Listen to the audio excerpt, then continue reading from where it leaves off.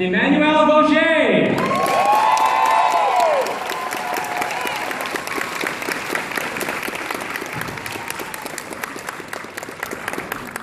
They're both very eager and excited to talk to you and hear what you have to say, so if you want to start queuing up behind the microphones, they're going to get right into it and start taking questions.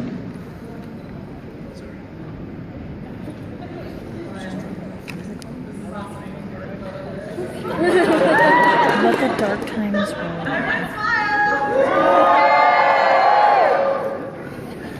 Okay. Does anyone have a question for us? Or would you just like to listen to us banter? I can do each other. Well, start bantering first. Well, first of all, thank you very much for having us in your beautiful city. Yeah, this is amazing. Everybody's been so wonderful and friendly and gracious. It's been really fun. Oh, thank you. Okay, so go ahead, you tell them. I know it's heavy. So, I thought Emmanuelle wore glasses, which she does, and she told me to pick up some glasses, but then I didn't because I was rushing from the airport. But she brought me a pair. We did. So I just felt like, we might be able to answer the questions a little more intelligently if we had glasses on. All right. We're good to go. I know, me too. Me too. First one, I literally can't see anything in this glasses. All right. Who has a question? All right, me. Where's Basically, I've been a fan of your show. My name's Ian. Hey, my cousin's Ian. I've been a fan of your show ever since I saw the American commercials for it. I knew that it was going to be a hit, and I'm just a big fan of you guys. I knew your channel was going to be awesome. Oh, thank you. My question is basically, I think I already know the answer, but what's your most favorite, maybe provocative scene you've ever been with the other character? You want to go first? Sure. Well, I've had the pleasure of seeing Bo and Dyson.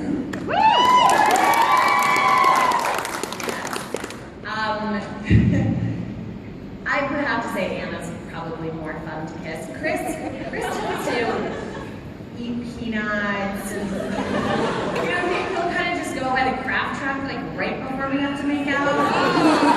And then it'll happen, it happens and he'll just go, oh yeah, that tastes like peanut butter. Great. Whereas Anna is so polite and she's always putting in the Listerine and but they both, they're both incredible to kiss. So probably my favorite provocative scene. Whoa, I don't know. We have some good ones in this upcoming season. Whoa. Yeah. So far. I don't know. Far. I mean, honestly, I think as much as I'm knocking Chris, we had a scene in season 4 where I think I kind of get up on him in the bar, and that was really fun just because it was so funny because we become really close and he's like my big brother, and so it was just really awkward. We'd make out, and then I could, when you can kind of feel someone starting to laugh, and I just try and cover his face, so that if, then they yell kind and we both start laughing, and so that was a lot of fun. How about you? I would have to say, well, they didn't really have me hook up with anybody until last season. I love that scene. I'm sorry you're human, but oh my god. The way it happened.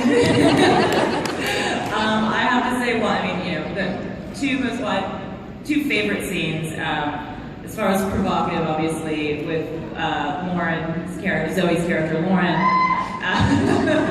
We had a pretty fun time shooting that.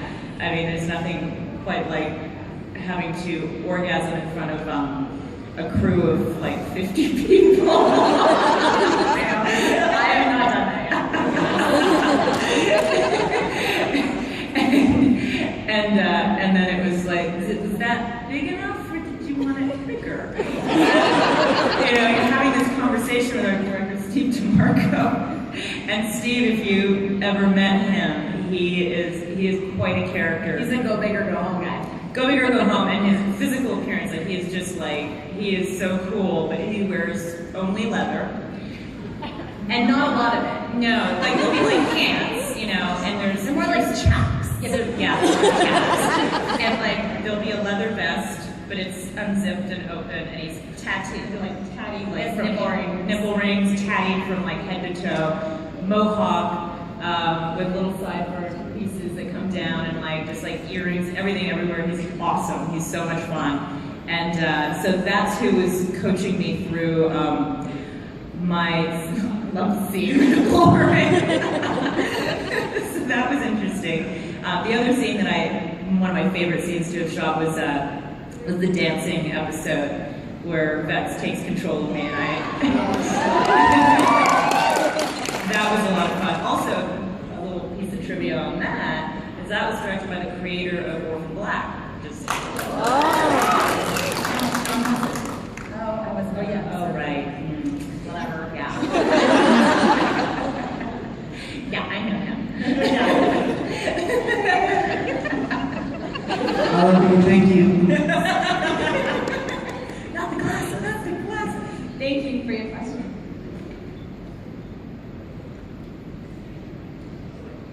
Oh, hi. Just straight to the point. Who, for both of you, who would you go gay for in real life?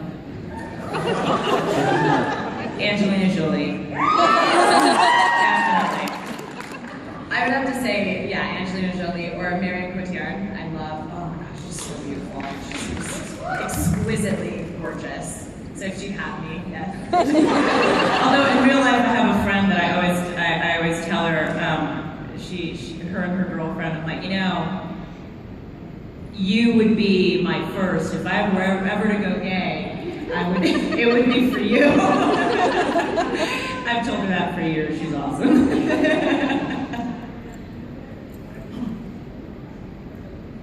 Thank you. Hi. How are you? Good, how are you? One of my favorite episodes of the season was when most of the characters, except for the Morgan, switched bodies into the other characters. So if both of you were to write your own switcheroo, which characters would you want to switch into? I probably want to be Vex. I think he's my favorite character. But I would want to switch into Chris's body just because it would be so just to play Chris. And I could do it so well, I think. He has such a great body, too. So That's true. Yeah, It's pretty That's stuffed. true. He works. He has a pretty good bod. Yeah. So maybe, yeah, probably one of those two. Although your character's pretty fun. I'd like to be you. But you do her so well that I don't think I don't know if I can do it. I want your lead. I want your outfits. Yeah, well, you can't fit into them because you're way taller than me. Let's go with that. It's because I'm way too tall. Yeah, let's go with that. That's what I can't fit. Whatever. I would probably pick Vex as well. I love Vex. He's just fun. Yeah. And his outfits are he's got a lot of leather. He's got a lot of high heels. Yes. I keep joking with him, like, he takes him that home at the end of the season. He's like, maybe the belts. He's gonna take the heels. I know. Thank you. You're welcome, thank you. Hi, my name is Rachel.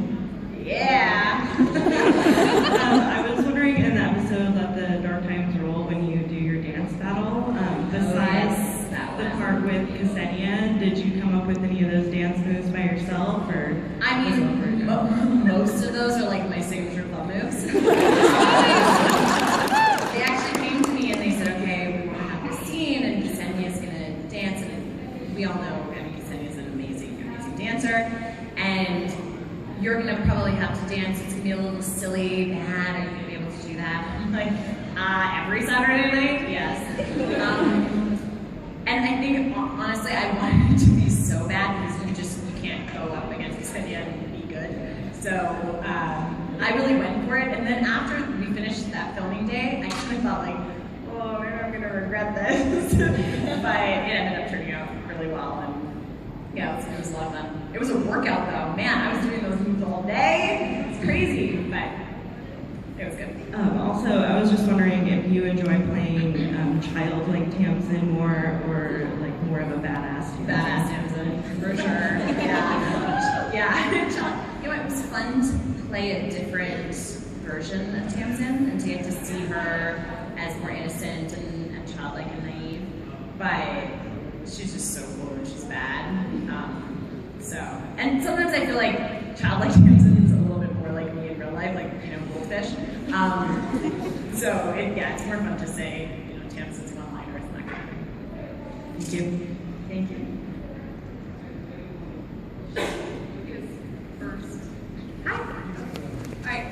I think it's kind of perfect that the two of you are here because I spent a lot of time trying to figure out both of your motivations on the show, like your characters' motivations, and I was wondering how that affects you, especially Rachel, your character Tamsin. It's really hard to figure out where she's coming from at any period of time.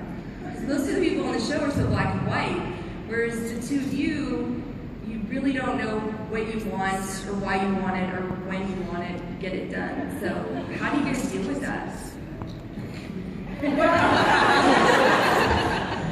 I mean, women in general are pretty much like that. So I draw a lot from personal experience. I really like that about Tamsin. I like that she's so multidimensional. It's really fun to play. I think that's actually why it's really fun to play a bad character, because we all have that side to us, and it always is for the most part, unless you're a sociopath, it always is for a reason. And this, last season and then this upcoming season, we're really going to dive into Tamsin's motivations and her past, and you're going to see a lot of Valhalla and where Tamsin came from and how she became who she is. So that's been really exciting for me, especially since like the first 3 episodes I was even on the show, I didn't know I was Valkyrie because no one told me. So it's cool for me too, reading the script and being like, oh right, okay, this is what's going on. So. And that's kind of too, especially for Emmanuelle, because I'm like, when you guys find out how you're supposed to know what to do next? We basically the week before we get the script. They don't. They'll tell us like a little bit, kind of. It usually doesn't end up being that way anyway. No, it changes. Like they'll tell me one thing, and then I get the script like that's nowhere in here. What happened to that storyline? But usually, it's the week before, and we read it, and then it changes. I mean, there was an episode, the pizza episode with Warren, where that day I think we shot all of those scenes in one day, and they must have changed it like 4 or 5 times to the point where I just stopped looking at anything because I'm like, it's gonna change again. So we know this is gonna end it, and sure enough, Alex would walk in with there's new pages just coming out like hourly, and I'm like, oh my gosh, it's like, and then it went full circle and came back to like the scene that they'd written originally, and so at that point, you can't remember which lines from what version of the scene, and we were so tired, we lost it. Like, we were just laughing and cracking up and crying by the end of the day. We're just like, oh god, I don't know where I am anymore. Yeah, we usually get a script like the week before, and then they'll change it. I mean, they have a white script that they give you, and then it's a blue script, and then it's a pink script, and then it's yellow, and then it's goldenrod, and there's all these changes. But we'll get the read-through script, and we'll all sit down and read it together and sort of see how it flows. And because sometimes things can be on the page really funny or work really well, and then it doesn't really work when you're reading it. But we're really lucky to have writers that are so collaborative with us. A lot of times it will just sort of be what it is, but the writers on our show are super open to having us come up and say, what about this? Or I don't really think that my character I don't really resonate with this, and they'll change it, which is really lovely. Sometimes they're like, no, that sucks. Actually, no, you're not. You don't get to say that. Say what's written on the page. No, they're great. they're so lovely, and I love watching the show so much. So,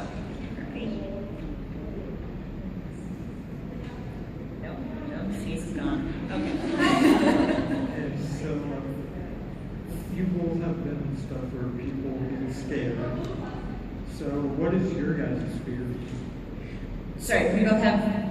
Been in stuff that played off other people's fears. Yes. But what are you guys afraid of?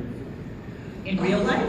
I'm afraid of needles. Oh, needles. We actually, there's a scene in season. I mean, I have a real phobia of needles. I've gotten better. I used to projectile vomit and faint, and it was just a nightmare. Now I just aggressively cry. We had a scene in season 3, and Beau has to stab me with a needle. That was a bad day. That was a really bad day. They had to pad up my arm so that I couldn't feel it because, really, it's completely irrational. My mom just says I need to have children and then that'll be cured because apparently I have lots of needles and you're pregnant. But yeah, that would be my fear. Even just when people talk about it, it's even just talking about it right now, I'm getting physically uncomfortable. It's weird if you don't drink water. What are you afraid of? Let's talk about you. Bugs, little bugs, I won't go into detail about what happened, but I ended up in the middle of nowhere at this motel. That sounds horrible. How all good stories start. Middle of nowhere in a motel. I was by myself, but I chosen to stay somewhere I should not have stayed, and then moved promptly the next. In the middle of nowhere in a motel. Middle of nowhere, and I woke up, and you hear about bed bugs and things, and I go to brush my teeth, and I'm looking in the mirror, and I see this little flat bug with a little thing crawling up the strand of my hair, and I lost my mind. I had my dogs with me, and this is the kind of place that you just don't take your shoes off when you Was it a bed bug? No, because bed bugs are different. Was it I went and looked. No, it was it lice? No, it wasn't. I had lice when I was a child, and I know what that looks like too. Don't look at me like you never had as a kid. No, I didn't, but my brother did. And it was so, I actually love little bugs and stuff, so I was would pick them out of his head. It was weird.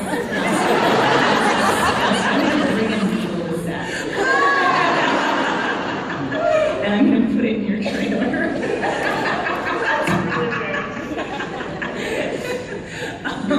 So anyways, creepy, and then for the next week, I thought things were crawling on me. I tried to capture the bug because I was so upset, but it fell into the sink or whatever, because I went to the front desk afterwards, and I made sure I said it as loudly as I could as somebody walked by, because of course the people that really cared about whether there was a bug in my hair, I was like, I found a bug in my hair, and the guy's okay, and I'm checking help. They're like, when would you like to check out? And I was like, this is not working out the way I thought it would. I don't want to stay though. So anyway, so bugs are, that does not sit well with me. It was a long. There you go. Now you all know how good we are. Thank you. Hello. Hi. So I love your show, and I have 2 questions. All right, shoot. So first question is for each of you, what is your favorite fake creature that's been on the show? Creatures. Favorite fae creature? I mean, I really liked the swamp monster that was only because it was just so ridiculous.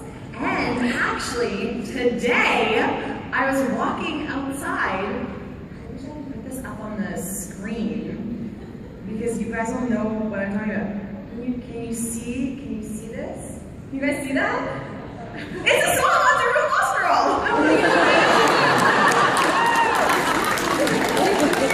No, I was too nervous. But seriously, it's a swamp monster from Lost Girl! Anyway, I took a photo. Right? Don't you remember that? The swamp monster? Yeah, but it looks like it could be something from Star Wars too. Okay. I'm just enjoy over here. Anyway, that was my favorite character, clearly.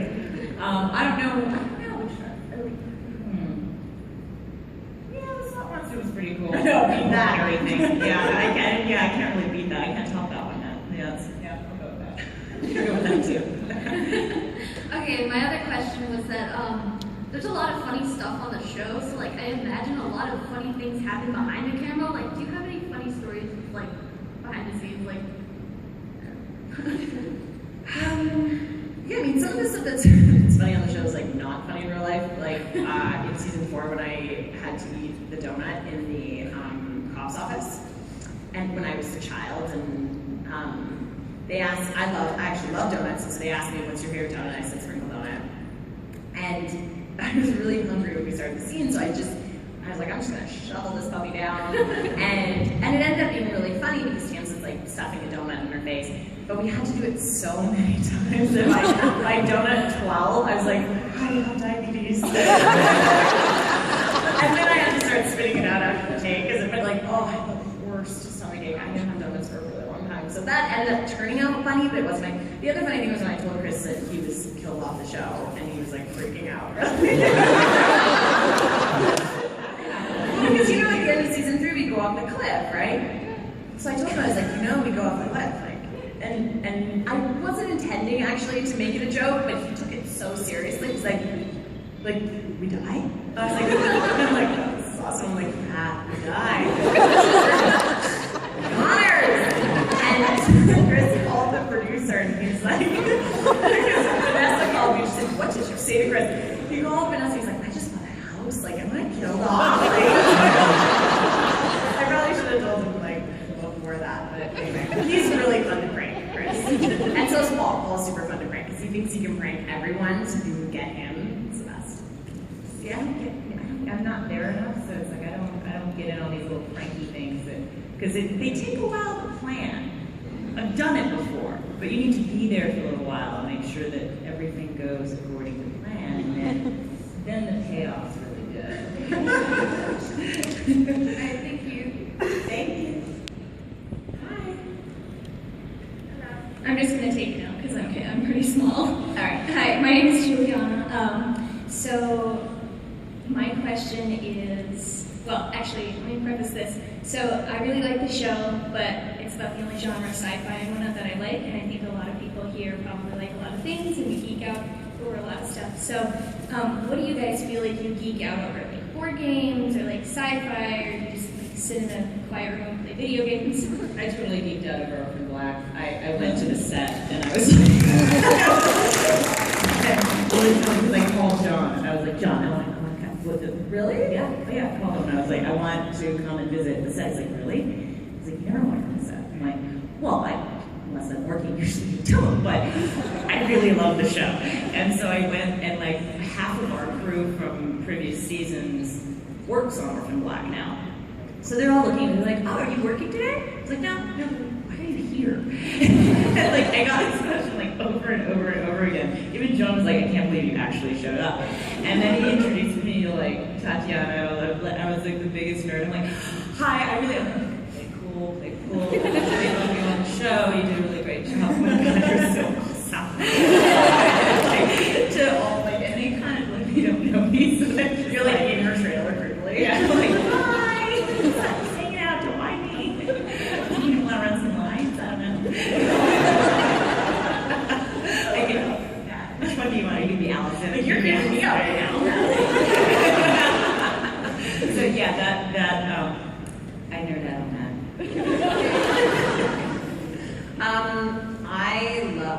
I say this all the time because it's just the truth. I love The Walking Dead. So I geek out, like, right now I'm geeking out because there's people here from The Walking Dead. I also am really geeking out about Adam West because I love the old school Adam West Batman. And yeah, and we saw him in the green room, and these guys were like, we can introduce you. I was like, maybe later. And then he like walked past me, and like I couldn't even look at him. I was like, oh my gosh, like. So I really geeked out. I really want to meet him, but honestly, like I don't know if I can even talk to him. So there you go. All right, thanks guys. Hi. Hi. My question is, you guys have both acted in quite a few things, and I was wondering what was your most favorite acting job?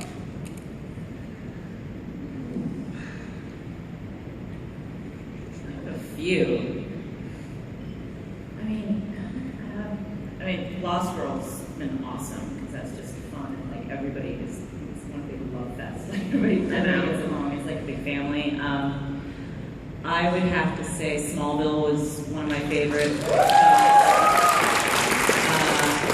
2.5 Men was a lot of fun because I got to be silly and well, actually I was more like a setup girl for Charlie for a long time, but then I got to sing and be stupid, so that was fun. You're such a star. I love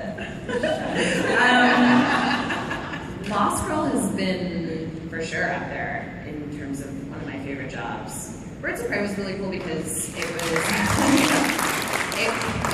I truly was my character. I came from Canada and I moved to LA and it was, so new and everything was so big and so crazy and I truly felt like a small town girl coming to the big city. And the women that I worked with were so lovely to me.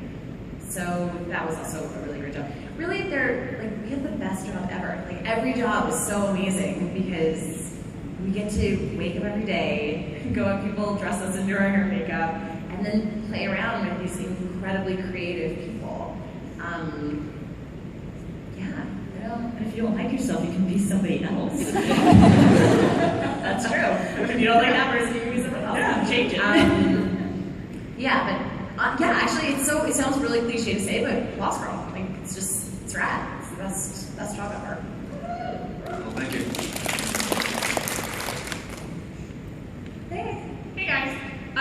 So as performers on television, I know that you guys do entertain a lot of people, whether through Smallville, Lost Girl, Birds of Prey, that sort. And you kind of mentioned it earlier with Walking Dead and Orphan Black.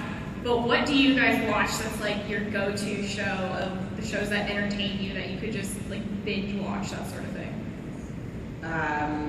Walking Dead, Game of Thrones. Yeah! Big fan. And I've also just watched 13 episodes in a row of Orange is the New Black. So those. This season, The Blacklist. I've been loving with James Spader. Yeah, that was really fun. The Americans, Homeland, Orange is the New Black. I love as well. House of Cards. I'm enjoying that. What else? 24. The new season of 24. That's been fun too. I have so many things on my. Ooh, Once Upon a Time. I started watching. It's like a kid again. It's like all the little fairy tales. It's fun. It's just so much fun. It's like, oh, I love this. It's like, Well, thank you guys so much. Thank you. Hi. I'm really excited right now. Me too. So I had a couple questions.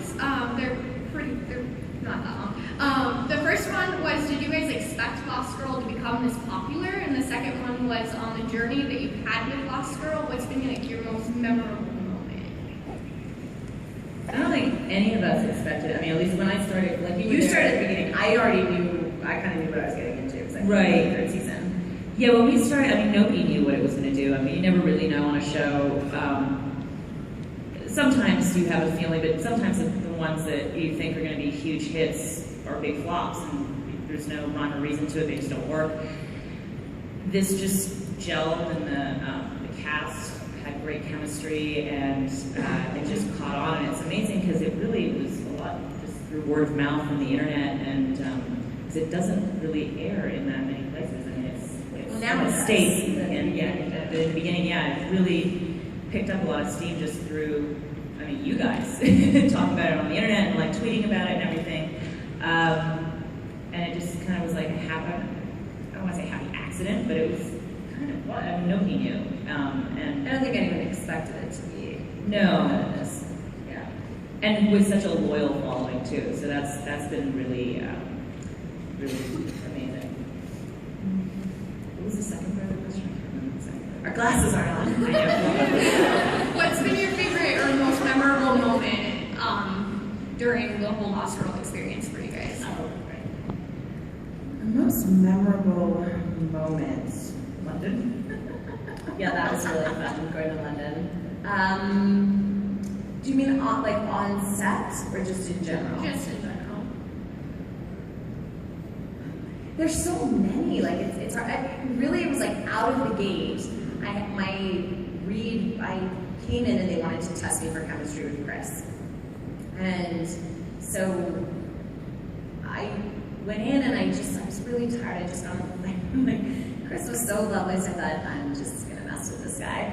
And during the scene, I got up and I walked right up to him, and then he didn't say anything. And then I'm thinking in my mind, was it my line? I don't know. And he ended up totally forgetting his lines, and then made this huge joke out of it. And then the network almost didn't cast me because they were like, Chris can't remember his lines when he's with her. And then after the audition, I'm standing outside on my phone, waiting for my friend to come pick me up, and Chris drives by and he's like, hey, you want to ride? I was like, I don't know you, but okay. But it was right off the bat, that's just how it's been. Just everyone is so, it really is, it's a big love fest. Everyone's friends. We work, I've said this time and time ago, we work together 16 hours a day, and normally after that you're like, get out of my face, I never want to see you again until tomorrow at 6 in the morning. And I actually want to hang out with these people after, which is really great. So there's just a million things happen all the time, Yeah, it's like we hang out as much off set as we do on set, which is rare, because usually that's not the case. Not because you hate each other, but just because, you have lives and things, but you make